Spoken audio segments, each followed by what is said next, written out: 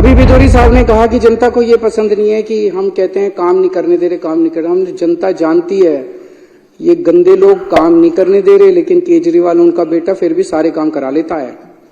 आपने मोहल्ला क्लिनिक रुकने दिए हमने, आपने सीसीटीवी कैमरे रोके, एलजी के घर उनके वेटिंग रूम के अंदर 10 दिन तक दिल्ली का मुख्यमंत्री वहां पे धरना, उसके कमरे के अंदर धरना देके आया था। सीसीटीवी कैमरे तब पास हुए थे। आपने पिछले साल दवाइयां रोकी, हमने फिर चालू कराई।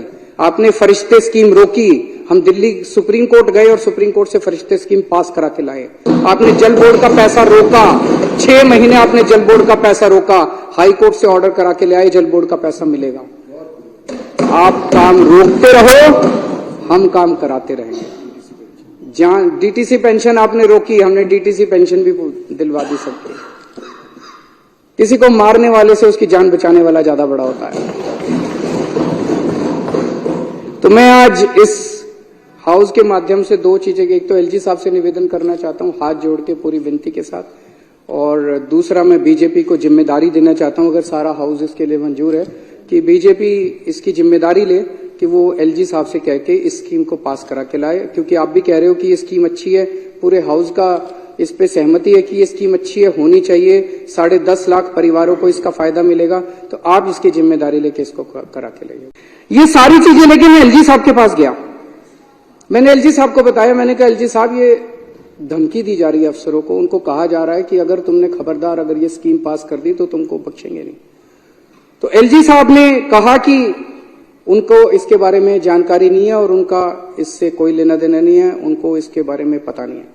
तो आज मैं इस सदन के माध्यम से एलजी साहब से हाथ जोड़ के विनती करना चाहता हूं कि एलजी साहब, एक बार अगर आप फोन भी कर देंगे उठा के इन अफसरों को कि भाई ये स्कीम पास करनी है, शाम तक स्कीम पास हो जाएगी, इतना ही है बस, 3 घंटे में स्कीम पास हो जाएगी, 3 घंटे का है। मेरी एलजी साहब से निवेदन है, हाथ जोड़ के सारे सदन की तरफ से, इस पूरे सदन की तरफ से मेरा निवेदन है, एलजी साहब इस स्कीम को आप अफसरों को फोन कर दो और वो कर दें, और अगर आपके फोन के बावजूद नहीं करें तो एलजी साहब के पास पावर है इनको सस्पेंड करने की, हमारे पास तो नहीं है। तो इन अफसरों को तुरंत सस्पेंड किया जाए और उनको नौकरी से बाहर किया जाए, अगर उसके बावजूद भी ये लोग ना करें। यहां जितने आप लोग बैठे हैं, मेरी आप सब लोगों से निवेदन है, जितने एमएलए बैठे हैं, इन 10.5 लाख परिवारों के घर घर जाना, एक एक के घर जाना आप लोग, और घर घर जाके जनता से कहना कि आपका बिल गलत आया है जी, वो कहेगा हाँ जी आया। बोले जी ये बीजेपी वाले करा रहे हैं, पर चिंता मत करो, आपका बेटा लगा हुआ है, आपका बेटा आपका बिल ठीक करा के छोड़ेगा, जब तक ठीक नहीं हो जाता बिल भरने की जरूरत नहीं है, हम हैं आपके साथ। कोई बिल भरने की जरूरत नहीं है, कोई चक्कर काटने की जरूरत नहीं है, जल बोर्ड के चक्कर काटना बंद कर दो, केजरीवाल है आपका बेटा है आपके साथ, घर घर जाना और घर घर जाके इसको करा के आना।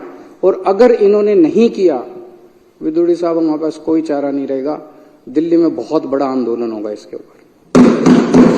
हमें आंदोलन तो करना आता है, आंदोलन से ही निकले हुए लोग हैं, फिर दिल्ली में आंदोलन होगा, करना तो पड़ेगा। सीधी उंगली से कर दो, नहीं तो उंगली टेढ़ी करनी पड़ेगी, जनता करेगी, हम नहीं करेंगे।